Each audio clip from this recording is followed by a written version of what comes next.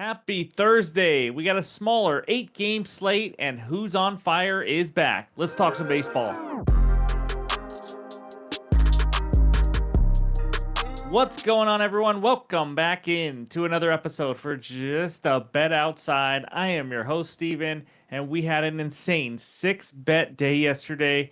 I was worried about it. It was a make or break, but we ended up 3-3, so it was just a wash pretty much. We have a lot to talk about with those. We'll go over that in just a little bit. Quick reminder, NBA Best Bets video is out now. Go check it out. I give 2 bets for Game 2 of the Pacers-Celtics game, as well as stats from Game 1 to help you with your betting. So, real quick announcement, the Dinger Tuesday winner decided to not take the winnings and put it back into the channel, so we'll come up with a way to have some contests or do some parlay, something like that, to where we can give it back, but that was pretty cool. Just want to let you guys know. So we have a small 8-game slate, like I mentioned. Let's get right into it. As I also said, we got Who's on Fire is here. So the baseball fun fact, it's a very recent one. It's on an active player, Charlie Morton. Uncle Charlie, he is 40 years old.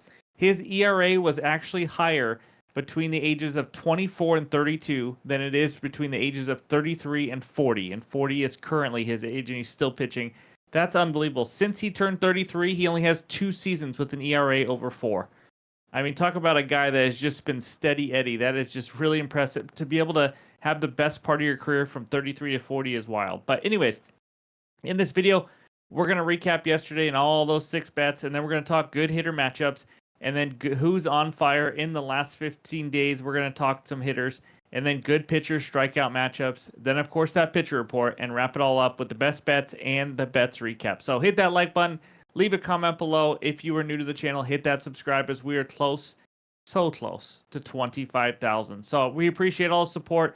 Let's get into it. And it starts with that big recap. All right. This is a wild 6-bet day. I'm not going to be too long on it, but the first one we lost because Kyle Tucker couldn't get a hit. That's right. The Astros offense was pathetic, and Tucker didn't get the job done. He had like 2 infield flyouts. Quintana didn't get the win. The Guardians won outright. That sucked. But either way, Nerfy, this one was the killer. This is how close we are, by the way, to being profitable today. And this is how it seems to be every day. The game was 1-0. The final score was 1-0. Jazz Chisholm, in his first at-bat, in the first inning, hit a solo bomb. That was it. Nerfy lost. Simple as that. Austin Gomber over 16.5 outs, an absolutely easy win. Michael King over 5.5 Ks, should have been an easy win. He had 5 Ks through like 50 pitches, and with like a few hitters left, he finally gets his 6K. He made us sweat it out, and he didn't need to. And then the 5th bet, probably the easiest one. Again, not to record a win bets, that side of the leg at least have been 3-0 so far. This was obviously a huge one, minus 600. But Max Fried over 16.5 outs, easy peasy, just dominated the Cubs today. And then Nastrini, easy peasy Nastrini, did not even come close to recording the win. They got crushed by the Blue Jays. So nice plus 100 win. This one was the other killer. Peralta and the Nerfy are what is going to keep me up at night. Peralta under 6.5 Ks. He had 6 Ks after 6 innings. He had just about 90 pitches, 89, I believe it was. And I thought, okay, maybe he doesn't come out for the next inning. He does. And then he doesn't get the first guy to strike out. And then he has a full count. This bet came down to 1 single pitch on a full count. And Nick Gordon let one go down the middle. Didn't even swing. Let it go down the middle. Strike 3. He's out of the game. We lose on the hook. It's baseball. It's not excuses. Just explaining what happened, by the way, for you guys that are going to say I'm making excuses. I'm absolutely not. But I'm just like to go over every single bet. So 3-3 day, all that for pretty much nothing. We lost a little bit of juice, but that is it. I'm ready to get back on track. So that's the bets recap. Now let's talk the good hitter matchups. All right, with this small slate, we only got 7 good hitter matchups for you today, starting out with Corey Seager versus Zach Wheeler. Not too shabby, 5 for 14 with an extra base hit, and his teammate Marcus Semien, 4 for 11 with a couple extra base hits and a home run. Other than that, we got 8, 7, 6, 5 at-bats, not a lot, but those are the rest of the guys. Nick Castellanos carries over from yesterday because Andrew Heaney got changed to Thursday now. Castellanos 5 for 6 with an extra base hit off of the lefty. So take a screenshot. Hopefully this still helps you get some winners. And now let's talk who's on fire. All right, we only got 1 page for you. And if you're new, we're going to talk hitters on fire the last 7 days. You must have at least 20 at-bats and hit 340 or higher. MLB's just not hitting the ball that well so far to start the season. I think I heard something that's the lowest slugging percentage or something like that to start the year since like the 90s or 2000s. I don't know, something like that. But either way, The hitting is down, as you can see. These are the only guys we got for the last 7 days. The leader in the clubhouse, Jake Myers with 2 home runs. Not too shabby in the last 7 days. And then Colt Keith for the Detroit Tigers and Javi Baez. Javi freaking Baez is finally hitting the ball for a very short sample size, but still. But Colt Keith, 571 average, and Alec Boehm leads the MLB with these minimum 20 ABs and all that with 9 RBIs. So not too shabby. And then, of course, his teammate Bryce Harper, so on and so on. So surprising to see a couple Tigers up here because they have not been swinging the bat very well, that's for sure. But that's what we got for the hitters on fire in the last 7 days. Hopefully it helps you get some winners, but let's talk some arms. All right, we only got one matchup, and of course, it's the guy facing my Seattle Mariners. The Mariners have the highest strikeout percentage versus righties in the last 3 weeks at 26.9%, the highest on planet Earth. And Luis Hill, this youngster's been good. 62 strikeouts in 49 innings. When he has his command, he is tough to beat. In his last 2 starts, he has 3 and 14 Ks. Does that help you? Probably not, but there's a fact. And then other high strikeout pitchers today, but not great matchups. We got the youngster, one of the most heralded prospects of all time, Paul Skeens versus the Giants. Skeens was unbelievable last start, throwing just over 100 with ease. But San Fran, the only reason he didn't make it is because they have the 4th lowest K rate versus righties, but they don't hit righties well. So take this for what it is. It doesn't mean avoid him or anything like that. Zach Wheeler versus the Rangers. Rangers have the 19th highest K rate versus righties, so that's a little tough matchup. Kind of an average matchup. And then Jack Flaherty versus the Jays. The one thing the Blue Jays do well on offense is that they don't strike out a lot. 8th lowest K rate versus righties. Now, when I give you these, it's not me saying avoid these guys because it's a tough matchup. It's just giving you the info to let you know why I didn't actually put them as the best matchup of the day. So that's what we got for that.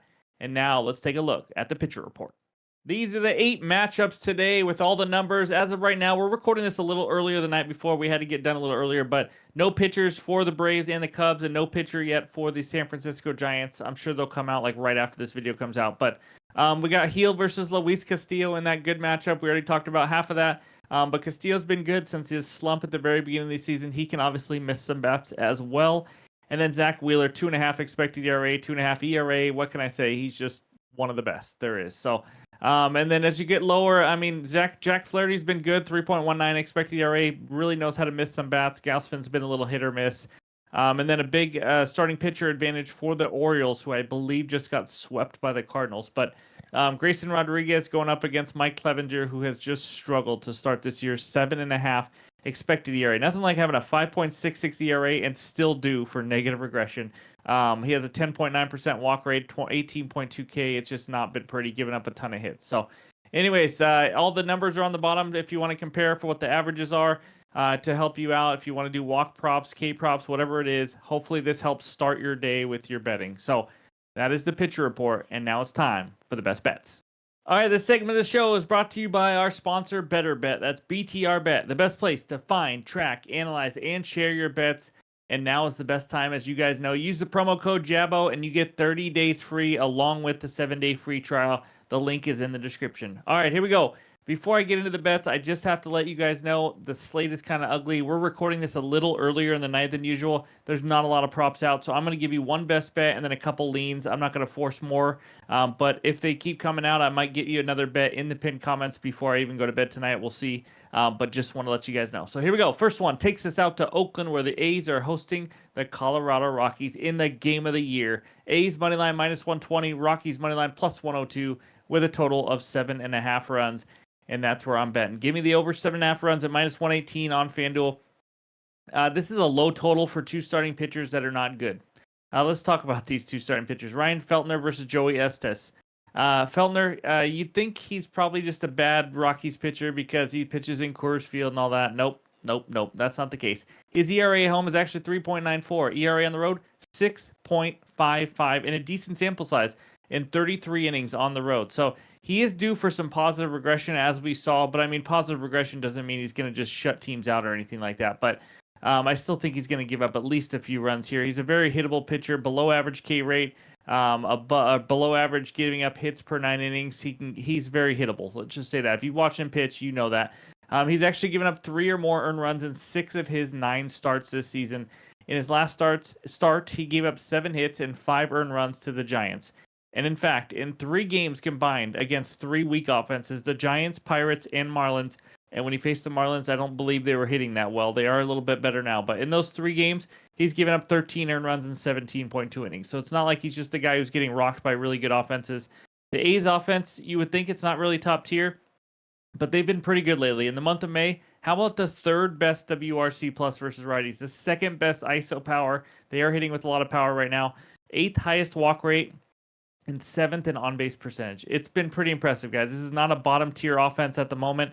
So you're giving me the A's offense versus a tough or a struggling starting pitcher, and we still have a 7.5 total. Now, let's talk about Joey Estes. He's on the mound. He's only made 2 starts in his young career. He gave up 1 earned run and 8 earned runs last start. That was ugly. He got rocked by the Houston Astros.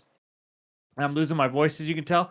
But in that last start, he also had 4 walks. He didn't have his command. It wasn't pretty. He's a young pitcher. He's going to be hit or miss. Like I said, he could lose his command. He could get hit around. He's not a guy who's just going to blow the doors off. He throws about 92, 93 miles an hour. He'll get a few Ks, but nothing huge. He's if you look at him, he's like a 3-pitch guy. He's not a guy that the Rockies are just going to be completely fooled by or anything like that. He's just been okay. It's a small sample size, 2 games. But the Rockies offense, we know they haven't been great. That's part of the reason why we have a 7.5 total. But I think they can get some runs here off of Estes. And as you can hear me talk, you probably know I'm leaning towards the A's money line as another option. It was between that and the over, but I ended up going with the over.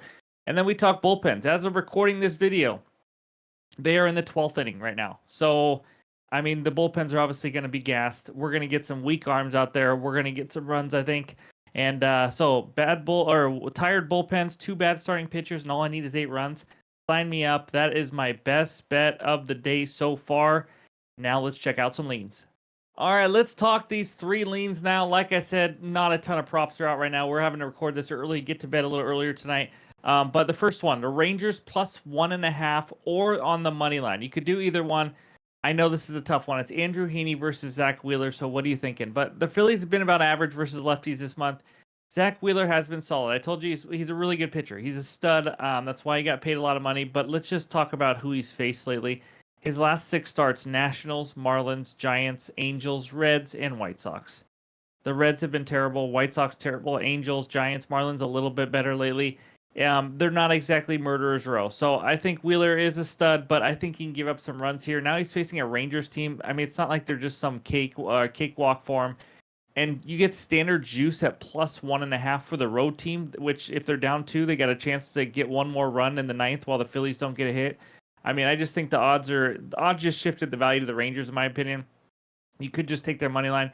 Heaney's been okay, 4.5 ERA. I'm not going to sit here and say he's awesome, but he has given up 2 or less earned runs in 4 straight starts. Again, those were versus weaker teams as well, so take that in mind. But to me, it's just more of a value play. I haven't made the bet yet. Again, leans doesn't mean I've made it yet or made it official, but Rangers plus 1.5 has some value. Second lean, Matt Waldron, under 3.5 earned runs. It's one of the few pitcher props that's actually out right now. But this is, I mean, I don't understand. It's an average pitcher in Waldron. If you just look at it, I mean, he's just average. There's nothing I can say. He's not going to blow the doors off either. But he's facing the freaking Reds. They're terrible. We've been talking about it forever. Even at home, they haven't been good. But the Reds right now, second to last in batting average this month, dead last in on-base percentage, dead last in overall offense WRC plus. I mean, Waldron is here's the weird thing. Waldron's actually the only right-hander to give up more than 3 earned runs in like the last, I think it's like 8 to 10 starts or something like that. Righties versus Cincy in Cincy. That's how bad it's been for them. And yes, he gave up 4 earned runs to them last time. I think he'll make some adjustments. He only gave up 6 hits. And he's a guy who's only going to go like 5 innings. So he's not going to probably go, I mean, I know he won't go like 7 innings and give them all these chances to score some runs. Matt Waldron's decent enough where I think he can give up 3 or less earned runs. I think it's just too high. So those are my 2 leans I have right now. Again, as more props come out before I even go to bed, I'm going to look more into it. And then, of course, I'll have an added play in the pinned comments, maybe 2, either tonight or in the morning. So thank you guys for listening to me ramble about baseball again. Let's go check out the recap. All right, there it is. Just the one and only best bet so far the night before. Over 7.5 runs in the Rockies and A's game at minus 118. And if you just fast forward to this segment, I also talked about 2 leans. So go check that out. Not a lot of props out right now. So this is all I got. But I'll add another play in the pinned comments, Discord, and X, or 2 plays tonight before I go to bed or in the morning. So Thank you guys for watching. I appreciate it. Again, go check out that NBA Best Bets video. See if we can stay hot for Game 2 of the Celtics-Pacers game. And, of course, hit that like button. That's all we need. Just a quick tap. It really helps this channel grow. I appreciate it. So, hope you have a great Thursday, and we'll talk to you soon.